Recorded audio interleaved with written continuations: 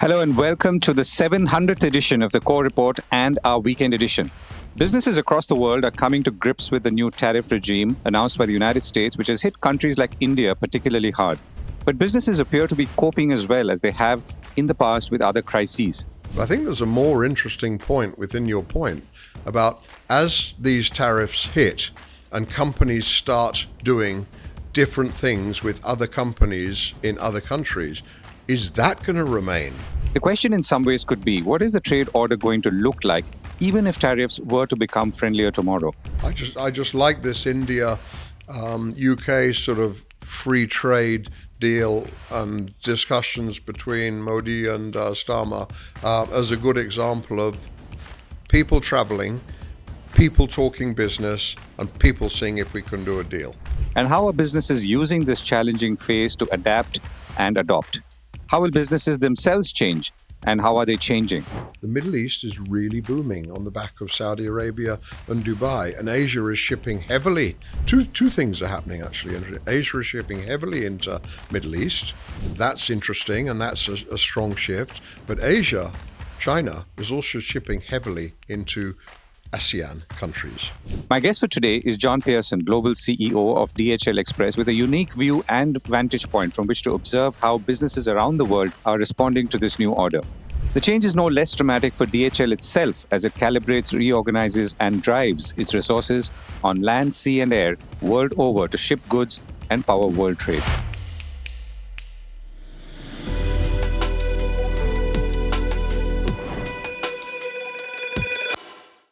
Thank you so much for joining me, John.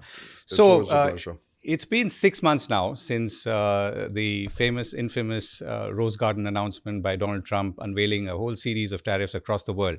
So India, where we are right now, has been a particular beneficiary of his generosity. We've now been facing 50% tariffs on most exports, particularly labor-intensive industries, which also travel a lot using perhaps your system, or some of it at least, to the United States.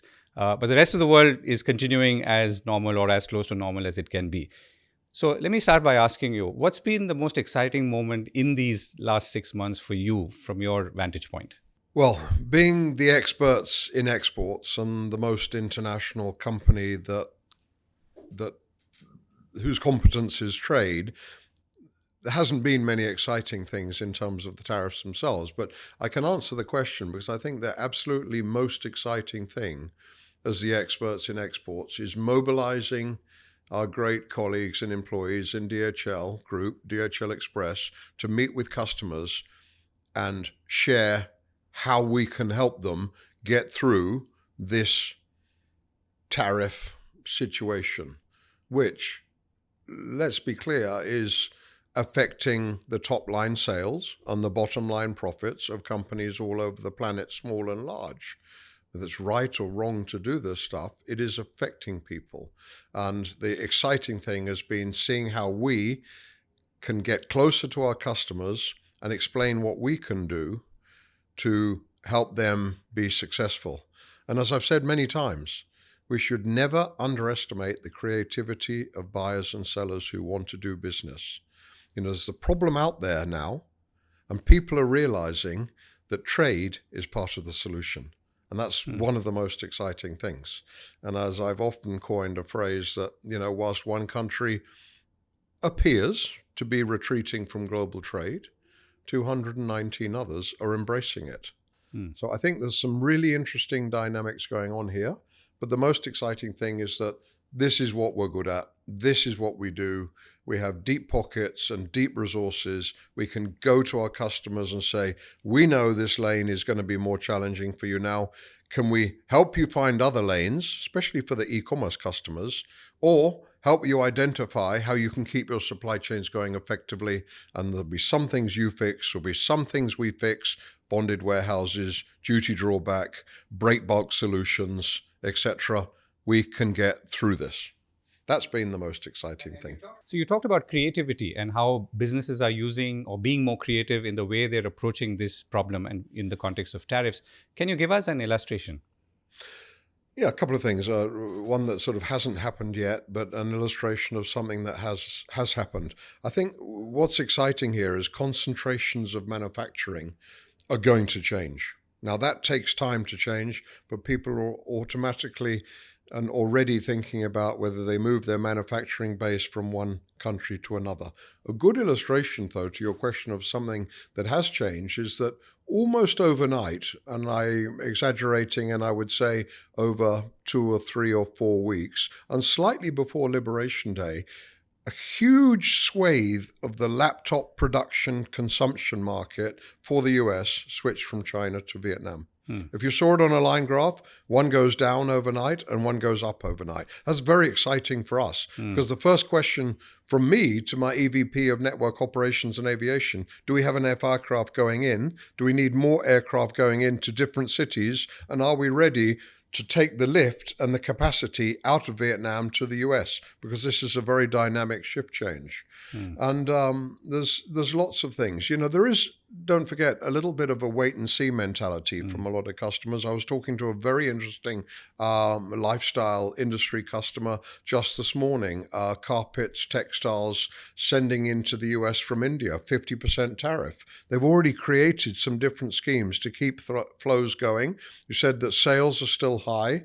Commented that maybe the Indian administration and the US administration come to a deal in November. As I say, who knows when the deal will be? Not me, but we know we can keep going with providing solutions to that company until that time. And I very much, hope and think that, you can't get badder than bad. When something is bad, it's already bad. And maybe it doesn't get worse than that. A lot of deals have been done. We're opening newspapers 3 months ago and there's 17 updates a day. I now, in the Financial Times, I find it hard to find new illustrations. A lot of deals have been done. India is due to be done in the coming months. There'll be a lot of interest on that. And then, is it all forgotten? No, but deals are in place. Right. I mean, as we speak, the UK Prime Minister is in Mumbai, and there is a UK-India free trade agreement as well that's been signed. There's an Indo-EU one also on the anvil. So how is, what are these, or what do these represent to you? Yeah, well, these are all great opportunities. So on one side of the coin, the UK was quick to strike some sort of deal with the US and get their sort of 10% level vis-a-vis Europe, which was sort of 15. Lots of work and, water yet to go under these bridges, but it seems like, 10 and 15. So they did the deal there. But this is a great illustration of how people are looking to do other deals now. And India are out there with EFTA and out there with the UK deal and out there with other deals, cozying up to other partners and recognizing that, they've got a heavy tariff on the US. And, necessity is the mother of invention. You have to look for new markets. So I just like this India, UK sort of free trade deal and discussions between Modi and Starmer as a good example of people traveling, people talking business, and people seeing if we can do a deal. That's been how things have gone for trade for thousands of years. But it's been done, back to my phrase that, one country is retreating, 219 are embracing. Those 219 really recognize what they had, recognize what they could lose, and recognize the value of doing more. This is why I'm imagining a bumper sticker with I love global trade. And people are starting to get it. And I think I commonly say good comes from bad. And I really believe in this case, people will really look for new trading partners. And some presidents and prime ministers have been traveling extensively, as talking to governments that they hadn't talked to for 5 or 10 years. Right. And let me come back to the United States, because that is a major export target market for countries like India and many others as well. So one of the challenges, I'm guessing this time around, which is different from previous challenges, is that it involves paperwork, because you have to now collect customs duties for parcels that are coming into the United States. You have to deal with way more paperwork, even for regular imports, because one of the things that the United States is checking, exactly to your point, is that is stuff going via Vietnam and coming back to the US, or coming to the US. So how is this kind of challenge from, let's say, previous challenges? Yeah, so that's good. So de minimis. I think let's start with de minimis, which was the duty-free threshold of $800. A lot of countries don't have any level at all already. Some countries, the UK, are being suggested that they'll remove their £135. This will affect the e-commerce industry. So the US made the change from China and Hong Kong, just for your audience and listeners, and a little bit of context, on May the 3rd or whatever. And then on August 29, the other 219 countries in the world suddenly have got this zero screen-free level. So you're bringing in the garden hosepipe fitting, the little black dress, the T-shirt. That is suddenly going to go through an informal customs process that is more cumbersome on us, but we're pushing material through with a very high degree of efficiency and effectiveness. We're being very clear with our recipients or the sender on what the disbursement fee, if we pay duty on their behalf, what the entry fees are, and we're prepared, if so, to return that shipment to origin if someone hasn't wanted it. So I'd say the operational process and the duty collection process, which is enormous. This is why some post offices suspended service on August 29th, whilst they get some sort of system together to make sure they're not liable for the duties. So I'd say it's gone very smoothly from a DHL Express point of view. We never suspended our service into the US for the less than 800 or over 800 now. I think the interesting thing now is, what are the flows like from the world into the US? And we've seen very moderate impact post-August 29. Little bit too early to tell because of National Day and Golden Week and some of the holidays. On October the 13th, China and Asia will be really back to normal, and the factories will start up again, and we'll be in a better position to see what the post-August 29 situation. But I would say, DHL are the most international air express company in the world, which means that less than 18% of our volume ends up in the US. So we are all things to all people. So we've got as much staying in Asia. Europe to Europe is a huge sector for us. Asia to MENA, all these trade lanes are very important, but only 18% was for the US. And you can imagine in our industry, there are two great companies and two great competitors, Federal Express and UPS. Their predisposition and their US lane, Asia-US lane sort of centricity is much higher than ours. And you're saying that despite, or rather post-August 29, the impact, at least so far as things stand today in the first or the second week of October, has been moderate. It's not been... Operational impact, good. We've got all our shipments through. Our transit time from the world to the US is just as it was before. The customs clearance process is good. The ADC, advanced duty collection, we tell a customer is coming to them. Can they pay? If they don't pay, they don't get the delivery, obviously. That's good. And the impact on our volumes from people saying, I'm no longer going to send this garden hose fitting, this vacuum cleaner from Taiwan to Minnesota, very moderate. Interesting. So let me come back to the carpet seller that you talked about, or the carpet maker exporter from India. So how are they managing? I mean, at 50%, if that's the traditional trade lane they're following, that's like an economic blockade. It's not just an import duty. So how are they managing? Well, unfortunately, I've got his name and his card, and I'll go back and have another discussion. But the impression I got, which is the impression I get from many customers, is that they're being very creative. They're doing some sort of pre-ordering, bulk order discounts. If you order more, we'll give you a bit of a discount. They're cutting back some of their own costs to mitigate the 50%. They're taking a bit of a hit on the margin to the US, obviously, to keep customers there. They're very much hoping that in October, November, it'll go to 25%, and it stays at 25 and they lose 25. This positions them well against Pakistan, against Bangladesh. So this is, I think, by many companies seen as a moment in time that they have to get through it, and it's very unlikely this will go beyond January 1. So we've just got to keep things going and utilize all the great ways that sales and commercial people have to keep something flowing, and use any loophole or opportunity, compliant loophole they can find to keep that going. And within the DHL Express system, is there a change or shift in the way your staffing and resources are organized to respond to this new world? Yeah, that's a great question. So the one obvious one is that the aviation assets that we have in Asia, principally China, and the on-the-ground couriers that we have in the US, this has changed dramatically. I think the Financial Times published that China-US trade was down 35%.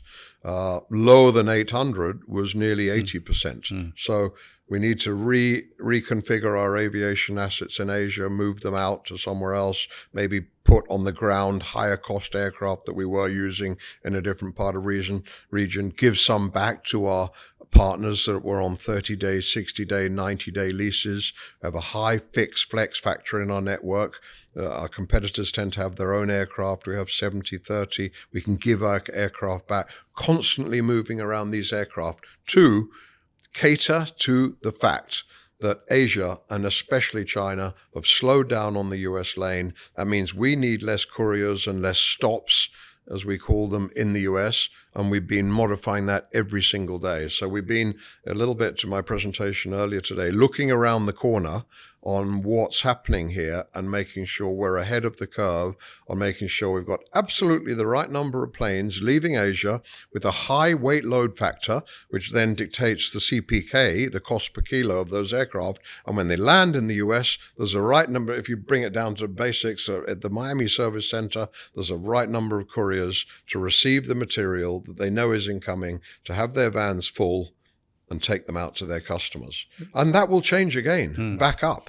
That will, when tariffs change, that will come back up again. I don't expect de minimis to change anytime soon. The change has been made, and we now just run with that.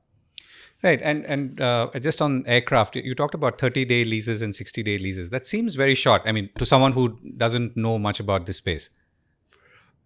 30 days seems short. Short, the lease period for your cargo aircraft? Well, we want it to be as short as possible, because when something happens, we want to give the aircraft back tomorrow.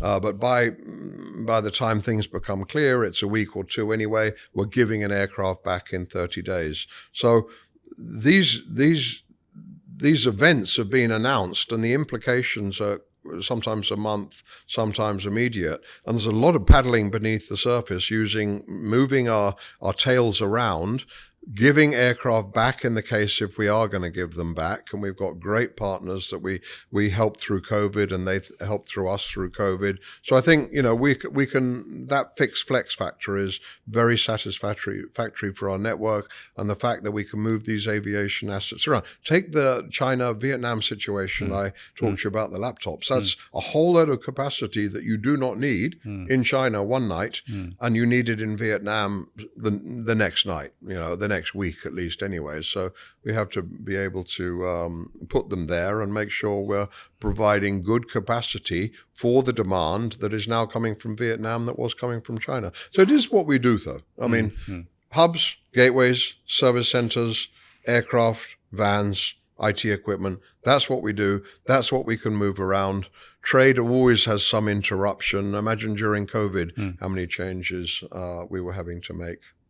Right. And a question which I guess applies to your clients as well as to you. COVID, for example, or the European volcano crisis, I mean, those were crises. COVID was a longer one. The volcano ash was a shorter one. We had a similar one in Southeast Asia as well. Now, a situation like this makes you change the structure or composition of the organization that you just referred to. Now, at the same time, there is hope that things will ease off, change, or maybe if there's a change in the next election, the whole thing could reverse. How do organizations navigate this? Do you change everything for permanently? Do you change them semi-permanently? It's a new state of flux in some way, isn't it?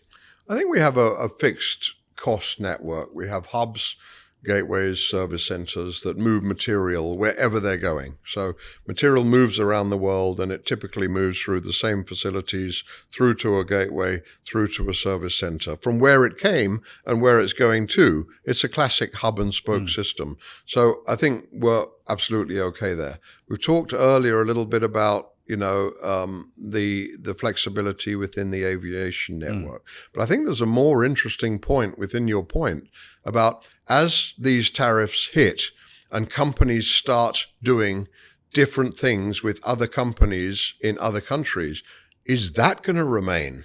Water always finds a way. Sure. And when this water starts finding a weaker path of sand and the water rivulets start going somewhere else, I think the most interesting question is, will that stay? And will the lanes they were selling on before become, well, we're not going to go back to that. This is fascinating. Now, I think the only way you could answer whether that's the case is if who they sell to and the prices that they sell at and the margins that they sell at are better in the water flowing, finding the new path, will dictate that they may well stay. So the shifting sands of global trade may change forever, even if the tariff situation is completely unraveled. The US is a big market. People want to be part of that. I'm sure something will return. But the margins on that market will be different to the margins on selling to Australia and New Zealand. And in your career, I mean, you've been a expressman for a long time. Have you seen something similar? No. Where the rivulets have become rivers or... No, I think things have evolved over time. We started off moving small parts for aircraft on ground or vehicle off road. People say, move it quickly. The aircraft is on the ground. We've got to ship it by DHL. It'll cost a lot of money. This was the 80s and the 90s. Now we're firmly part of someone's supply chain. So we've seen lanes evolve over time, but Europe has always been a very big lane. Asia have been a big lane. Well, one I could say now that's also happened is business into the Middle East. The Middle East is really booming on the back of Saudi Arabia and Dubai, and Asia is shipping heavily. Two things are happening, actually. Asia is shipping heavily into Middle East. That's interesting, and that's a strong shift. But Asia, China, is also shipping heavily into ASEAN countries. Now, this sounds good, but if that becomes an oversupply and price dumping and so on and so forth, there may well be too many Chinese goods flooding the ASEAN markets that are definitely happening in a positive way at the minute because they're not going to the US. And ASEAN are consuming those things.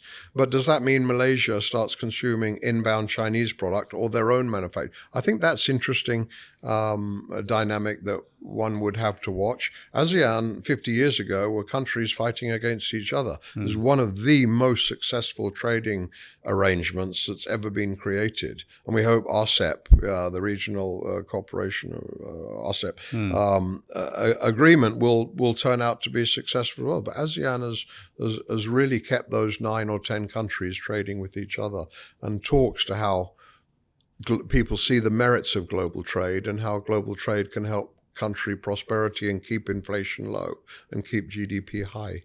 And you mentioned Middle East and Asia. What are the other trends that you're seeing in this region, particularly in the kind of products that are moving or the kind of business that you're seeing? Well, I think in this region, by which you mean India, maybe? Including India, yeah. Including India. I don't think there's been such a change. Electronics, the whole sort of data center thing is a big thing, the hyperscalers and moving these massive data centers or establishing these massive data centers. Malaysia is a big beneficiary of anything in electronics and electricals and so on and so forth. So there's a lot of technology-related movements that some of those countries that we call geo-tailwind countries, Philippines, Malaysia, India, Thailand, they'll be the beneficiary there. China plus one countries. Chinese companies not moving out, but expanding out of China to get closer to their market. Great example of a water heater company setting up in Egypt and Thailand. I rang the general manager of those countries. Yes, they had them on their prospect list. Yes, they had set up some capital in the country. And yes, they were going to be producing water heaters in Thailand and in Egypt. This is fantastic global trade on a plate. So I think we've seen, moves of that nature. In India, India's on a strong roll. I get the impression they're making all iPhone 17s. I don't know whether that's technically right, but life science and healthcare is very strong. EV and automotive is very strong. So there's always some industries and some countries that are stronger than others. But we're targeting life science and healthcare under the banner of health logistics. We've been very much into EV, but that now fits under a new initiative called renewables and new energy. So not oil and gas, but dealing with those organizations that are involved in new energy. It's an emerging sector. It hasn't just been around for a week or two, a few years, but it's slow progress on some of these things. So we're investing heavily in that. We're investing heavily in health logistics, and we're investing heavily in this GT20 concept and putting the best possible assets in these 20 countries, quickly filling the white spots or capability gaps that we might have in these companies, establishing cross-BU warehousing or thermo-cold chain solutions to make sure that we're first in, best dressed to get the growth in these markets that are forecasted to grow faster than anything else. And the last comment I would make on this particular question is we placed 40 Chinese salespeople all over the world. So as a Chinese company lands in Egypt, the first person they're going to see off the plane is a DHL Chinese salesperson that lives there. How can I help you with your logistics? What is it you're going to need? Is it a warehouse? Is it manufacturing? And I can coordinate everything for you. So they see a friendly face, for want of a better phrase, as soon as they land in Egypt or South Africa or Indonesia or Malaysia or the 40 cities where we have. This is a new phenomenon. There wasn't one a year ago. So moving quickly is very important here. And China Plus One is a positive phrase. It's not everyone leaving China. It's Chinese companies setting up outside of China as well as inside. It's Siemens saying we're going to be in China, but we're also going to be in Indonesia or Malaysia. So I say this to Chinese journalists, it's entirely a positive thing. It's not because China Plus One had a bit of a stigma to it that was negative, but this is Chinese companies who want to sell product overseas. And we're going to come to renewable energy as well as health in a moment. You talked about you talked about Egypt. So is Egypt now, or amongst others, a new manufacturing base which will also export, or is it more domestic market? It's a hub it's becoming more of a air-sea hub, for North Africa or Africa. It is a manufacturing base of some commodities. It is emerging through its various cycles of modernization. It is a country that we identified as one of the GT20. So Egypt is predicted on a scale, it's quite big already, and speed axis to grow faster than the other 200 countries that aren't in the GT20. So I think it's a very positive environment. The other interesting thing that's happening with Egypt is a very strong connection with Turkey. So we're placing a Turkish overseas salesperson in there for 3 months to establish how he can help Turkish companies deal with Egyptian companies or set up there. It's just one of those markets that's quite exciting. Will it be dramatically different in 10 years? Quite possibly so. Is it the hub and entry point for North Africa? Becoming so. It is more Middle East, North Africa as opposed to sub-Saharan Africa. There is a line of demarcation there on the continent. I think it's quite exciting what's happening in Egypt in a different way to what's happening in Saudi, in a different way to what's happening in Dubai. Or Turkey. You take those 4 GT20 countries in that region, they've all got different prospects. The example you used was of a water heater company. And I'm guessing that if you're in India now and a business which is somewhat flexible, one should be looking at these markets, including as manufacturing bases. Yes, 100%. I think they're looking to get closer to new customers, establishing whether those markets, Egypt and Thailand in the case of the water heater, but others in the case of India, can be a satisfactory manufacturing base. And why I'm so positive, maybe overly so about the national logistics policy and is because it's a force for good, and it's driving the right things to make companies consider India for a manufacturing and international distribution base. As simple as that. And companies have absolutely selected India on that basis. And when I look at our infrastructure and the airport setup and so on and so forth, it takes time, but it's progressing. And it was very much a stated aim that it wanted to do so. Right. So India is on a journey to increase or expand its manufacturing base. It's been a somewhat slow journey for various reasons. From your vantage point, what are the things that we should be doing better or could be doing better or more to ensure that we grab a larger pie or rather stake in the pie or a piece of the manufacturing pie? I think policy change has got to be quicker. General policy, I can't talk to specific policies, but policies that assist inward investment, being sure that they're going to get here what they really bargained for. So policy change is important. Include increasing digitalization and AI of container seaports and other infrastructure in the country. Export and import regulations and policies on duties and things like that has to be clear. Has to be more of a digital environment supporting that.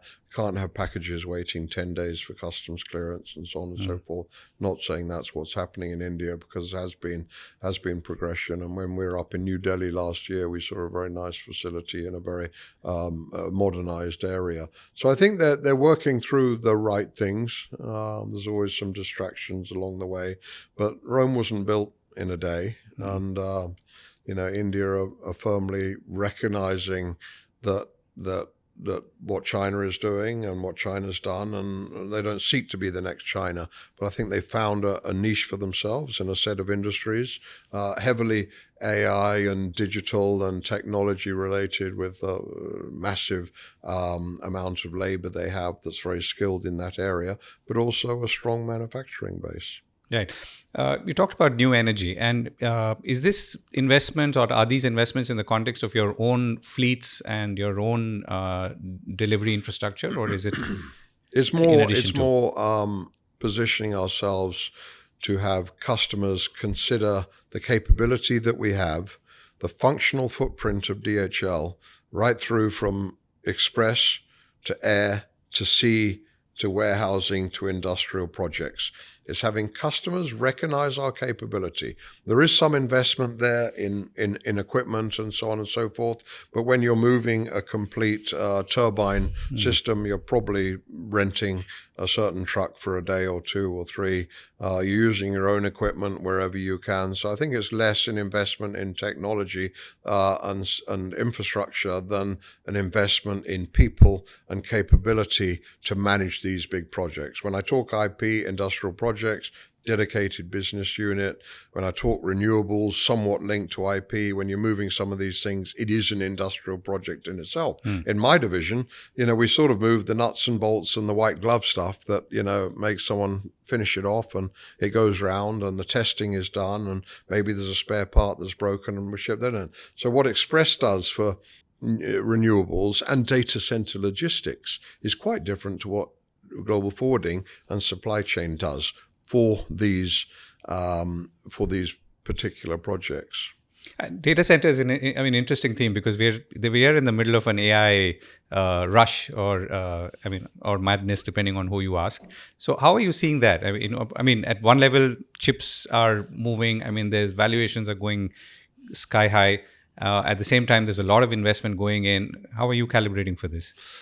Yeah, I think we there's the internal aspect and the external aspect. We can't get too excited. So on the external aspect, we need to understand which customers is affecting, whether we've got the right capabilities to service them, whether we're known to them, and make sure that we can satisfy the customer requirements by this rather exciting, swift set of developments. In terms of AI and how we can use it in our business, we need to be also quite practical to how we can put that in, how we can not be distracted by it, and how we can benefit from it. A good example, we're working with a company called Govindraj in terms of agentic AI, moving beyond interactive voice response and chatbots and global virtual assistant into real agentic AI discussions. Where is my package? Can I change the address? Can I pick it up from a service center? And making our customer service much more efficient.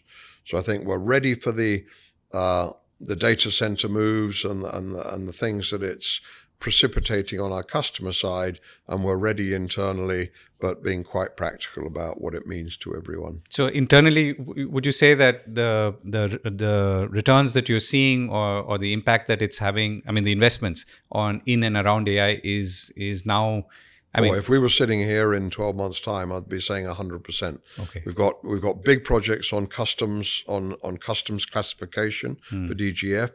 We've got big projects on hiring for supply chain, how you hire people. This is a division that needs to find 1,000 people in 3 days. We've got big work stream initiatives on where's my package? Can I change it? In rather more sort of traditional ones in Express. Our AI story is exciting, but it's just speeding up the types of questions that we got before. Whereas customs in DGF and hiring people via AI, someone not talking to a human being, but having a good discussion, is actually quite a lot more exciting, if you will. So no, I'd say now, but definitely in 6 months, you'll find a lot of countries really utilizing these concepts for Right. Efficiency. Right. Last question. So we're heading to Christmas in a few months. Also a litmus test for buyers, sellers, shoppers, and logistics companies. So how are you seeing Christmas this year? Yeah, well, Christmas comes every year and peak season comes every year. Yeah. Describe it as a hockey stick. Sometimes the hockey stick is in someone's hand and being played and it's almost vertical. That's the big peak season. Sometimes the hockey stick is just maybe lying on an old boot or something and elevated at a lower level. So there will be a hockey stick of elevation, already seeing it going into peak season, Christmas, end of year, etc. Maybe it's a little bit more subdued than 2 years ago. There was a peak season last year. We have a demand surcharge, which is industry standard. Our customers have a demand surcharge. The extent to which we recover from that demand surcharge will rather be dictated by the demand. It's called demand surcharge for a reason. But there's no doubt that capacity is tightening up as we speak, and the peak season is underway in terms of its planning. And our job is to deliver a good peak season from a quality point of view. That's the real job of our teams in the next 12 weeks or whatever it may be, is to deliver a great quality for customers who want to use us during peak. How much the hockey stick is elevated and how much business comes to us will remain to be seen. But in my 39 years of DHL Express, I've never seen Q4 not bring a strong elevation of business. Tariffs or no tariffs. Wonderful speaking with you. And Thank you for It's always joining a pleasure. me. Interesting topics to be talking about right now. Thank you.